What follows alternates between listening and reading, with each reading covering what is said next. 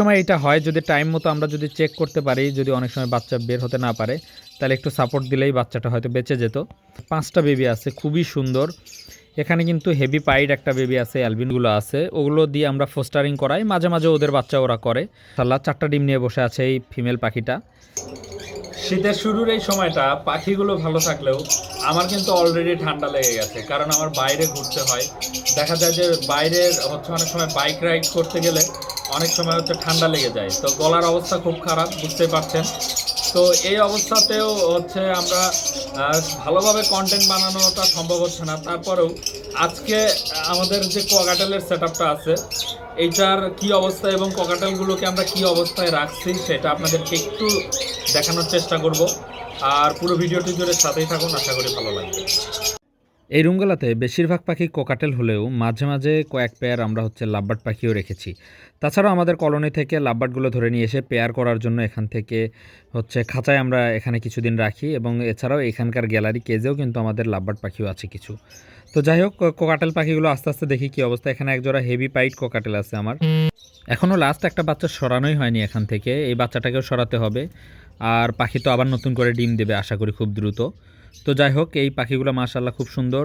আর ঠিক তার ওপরের খাঁচাতেই একজোড়া লুটিনো কোকাটেল আছে, দেখতে পাচ্ছেন। মাশাআল্লাহ এই পাখিটাও আলহামদুলিল্লাহ খুব ভালো অবস্থায় আছে। মূলত আমি চেষ্টা করি শীতকালে কোকাটেল পাখিগুলোকে বাচ্চা কাচ্চা কম করানোর। তো যাই হোক, শীতের আগেই যেহেতু এই বেবিগুলো হয়ে গেছে, তো আমি আপাতত এই বেবিগুলোর টেক কেয়ার করতেছি। দেন অতিরিক্ত শীতের সময়টাতে আমরা চেষ্টা করব পাখিগুলোর বক্স খুলে রাখার। এখানে একটা সাদা বাচ্চা দেখতে পাচ্ছেন, এই বাচ্চাগুলো কিন্তু এদের না, এদের দিয়ে আমরা হচ্ছে 4টা বাচ্চা ফোস্টার করে নিয়েছিলাম। তার এখনও একটা বাচ্চা এখনও আলাদা করা হয়নি। মূলত হেভি পাইট ককাটেল বা হেভি পার্ল ককাটেল, এই মিউটেশনের ককাটেলগুলো, এই ককাটেলগুলোর হচ্ছে ব্রিডিং রেজাল্টও অনেক ভালো হয়, যেহেতু ব্ল্যাক আই বার্ড। আর সেই সাথে এদের চাহিদা অনেক ভালো থাকে, যার ফলে এই পাখিগুলোর পিছনে একটু বেশি পরিশ্রম করার চেষ্টা করি। আর সেই সাথে আমাদের এভিয়ারিতে যে লুটিনোগুলো আছে বা অন্যান্য যে পাখিগুলো আছে, ওগুলো দিয়ে আমরা ফোস্টারিং করাই, মাঝে মাঝে ওদের বাচ্চা ওরা করে। তো যাই হোক, সব মিলিয়ে আমরা চেষ্টা করতেছি হেভি পার্ল ককাটেল বা হেভি পাইট ককাটেলগুলোকে একটু বেশি গুরুত্ব দেওয়ার, যেহেতু বাণিজ্যিকভাবে এই পাখিগুলো একটু লাভজনক বেশি হয়। দেখতে পাচ্ছেন আর একটা জোড়া, এই জোড়ারও কিন্তু খুব সুন্দর, সম্ভবত ডিম পেড়েছে। মাশাআল্লাহ 4টা ডিম নিয়ে বসে আছে এই ফিমেল পাখিটা। আশা করি এখান থেকেও বেশ কিছু ভালো বাচ্চা আমরা পাবো। আর সেই সাথে আমাদের নিচে একটা পুরাতন পেয়ার আছে, এখানে একটা বাচ্চা আছে। আর আরেকটা যেটা এখানে সম্ভবত একটা দুর্ঘটনা ঘটছে, সেটা হচ্ছে এখানে ডিমের ভেতর থেকে একটা বাচ্চা বের হতে পারে নাই। তো অনেক সময় এটা হয় যদি টাইম মতো আমরা যদি চেক করতে পারি, যদি অনেক সময় বাচ্চা বের হতে না পারে, তাহলে একটু সাপোর্ট দিলেই বাচ্চাটা হয়তো বেঁচে যেত। কিন্তু আর কিছু করার নাই, যেটা হবার সেটা তো হয়ে গেছে। 3টা ডিম পারছিল, তো ডিমের সংখ্যাও আমি কিন্তু কম পাইছি। এই পাখিটার থেকে সবসময় আমরা 4টা 5টা বেবি পাই। তো নিচে আরেক পেয়ার পাখি আছে আমাদের, হেভি পাইডের সাথে একটা হচ্ছে অ্যালবিনো জোড়া দেওয়া আছে। তো এইখানেও কিন্তু বেশ কয়েকটা বাচ্চা আছে, দেখতে পাচ্ছেন। মাশাআল্লাহ এখানে 5টা বেবি আছে, খুবই সুন্দর। এখানে কিন্তু হেভি পাইড একটা বেবি আছে, অ্যালবিনো আছে, 2টা হোয়াইট ফেস গ্রে আছে, আর একটা যেহেতু ছোট, ওইটার মিউটেশন নিয়ে এখনও কথা বলা যাচ্ছে না। আর এই দিকে আলাদা করে হচ্ছে এই কেসগুলোতে বেশ কয়েক জোড়া লাভবার্ড আছে, এগুলোকে আমরা পেয়ার মিল করার জন্য অনেক সময় কেজে রাখি বা একবার করে আমরা ব্রিড করাই নিই, যাতে কলোনিতে এরা হচ্ছে ঝামেলা না করে, সুন্দর করে এরা পেয়ার মেনটেন করে সেই কারণে। তো মাঝখানের যে একটা র্যাক আছে, ওইখানেও কিন্তু আমরা হচ্ছে 2 জোড়া ককাটেল রাখছি। অলরেডি এদের থেকে বাচ্চাগুলো সরানো হয়েছে, যার ফলে বক্সগুলো কিন্তু সরিয়ে দিয়েছি, কারণ আমরা চাই না অতিরিক্ত শীতে পাখিগুলো বেবি করুক। শীতের সময়টাতে আমি একটু পাখির রেস্টে রাখি, কেন রেস্টে রাখি এটা নিয়ে একসময় ডিটেলে ভিডিও করব বা ডিটেলে আলোচনা করব কোনো একটা ভিডিওতে, আপনাদেরকে খুব সুন্দর কিছু তথ্য দেওয়ার চেষ্টা করব।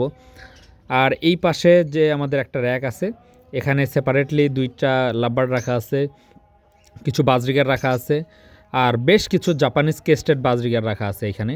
এই র্যাকটা মূলত জাপানিজ কেস্টেড বাজরিগারের জন্যই। আর আমাদের এই পাখির রুমের একদম মাঝামাঝি আছে হচ্ছে গ্যালারি কেজ। তো মূলত এই গ্যালারি কেজে এখন হচ্ছে এক জোড়া হচ্ছে 4.5 মাসের বাচ্চা পাখি আছে, যেটা হচ্ছে হেভি পাইড এবং ক্লিয়ার পাইড। আর একটা অ্যাডাল্ট মেল ককাটেল আছে, আর তার নিচে আছে বেশ কিছু গ্রিন অফলাইন। এই পাখিগুলো অল্প কিছু দিনের মধ্যেই আমাদের বড় এভিয়ারিতে শিফট করব। আর পাশের র্যাকটাতে খুব বড় বড় সাইজের কয়েক জোড়া ককাটেল আছে, ভি পাইট ককাটেল।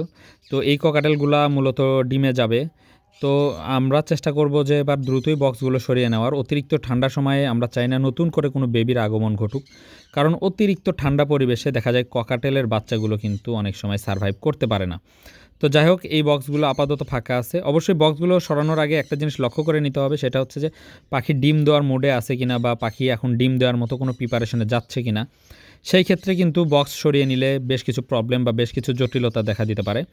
এগুলো নিয়ে অবশ্যই ডিটেলে আলোচনা করতে হবে। তাছাড়া কিন্তু আপনারা এই সিস্টেমে রেস্টে দেওয়ার চিন্তা করবেন না পাখির, এতে করে ভালোর চাইতে খারাপটাই বেশি হতে পারে।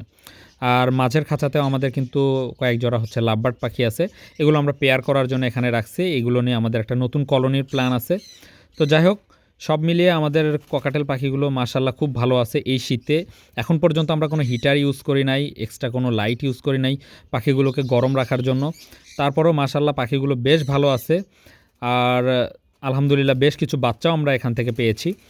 তো যাই হোক, এখানেও দেখতে পাচ্ছেন ককাটেল পাখি একটু ভীত প্রকৃতির হয়, একটু হচ্ছে ভয় পায় খুব বেশি, যার ফলে আমাদের চেষ্টা করতে হয় একটু হচ্ছে দূর থেকেই ফুটেজগুলো নেওয়ার। তো যাই হোক, মোটামুটি এই ছিল অবস্থা।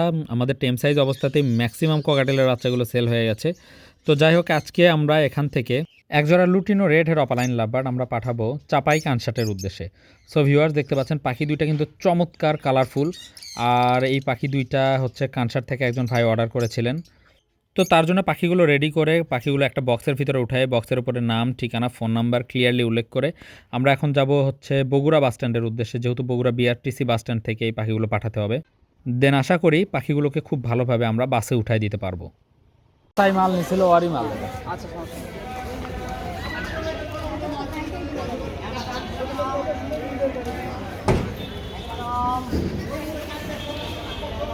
আর বগুড়া থেকে ফেরার পথে আমরা হচ্ছে মাঝিরাতে একটু ওয়েট করেছিলাম মালেক কাকার বাসায়। মালেক কাকার ঘোড়াগুলো দেখলাম এবং তার সাথে অনেক গল্প হলো। ওনার সাথে কথা বলার এবং হচ্ছে একটু আড্ডা দেওয়ার সুযোগ হলে দেখা যায় যে ঘোড়া পালনের ব্যাপারে অনেক কিছু আইডিয়া পাওয়া যায়। তো যার ফলে একটা সুন্দর সময় আমরা হচ্ছে কাটালাম মালেক কাকার বাসায়। আর এইটা হচ্ছে মালেক কাকার সবচাইতে পছন্দের ঘোড়া। উনি কথায় কথায় বারবার বলেন যে এই ঘোড়াটা নাকি উনি কখনোই বিক্রি করবেন না। তো যাই হোক, ঘোড়াগুলোর কিন্তু লোমটা হচ্ছে ছেটে দেওয়া হয়েছে, যার ফলে একটু কালারটা অন্যরকম লাগছে, বাট এই ঘোড়ার কালারটা কিন্তু অনেক সুন্দর। সো ভিউয়ার্স, পাখি পাঠানো শেষ করে ফাইনালি বাসায় ফিরলাম। তো দেখা হবে নতুন কোনো ভিডিওতে। আজকের মতো এ পর্যন্তই। আসসালামু আলাইকুম। আর ফাইনালি ধন্যবাদ জানাবো তৌকির ভাইকে। উনি কিন্তু পাখিগুলো রিসিভ করার পর আমাদেরকে সুন্দর করে পাখির একটা ছবি পাঠিয়েছেন এবং আমাদেরকে থ্যাঙ্কস জানিয়েছেন। তো যাই হোক, অনেক অনেক শুভকামনা তৌকির ভাইয়ের এই নতুন পাখিটির জন্য।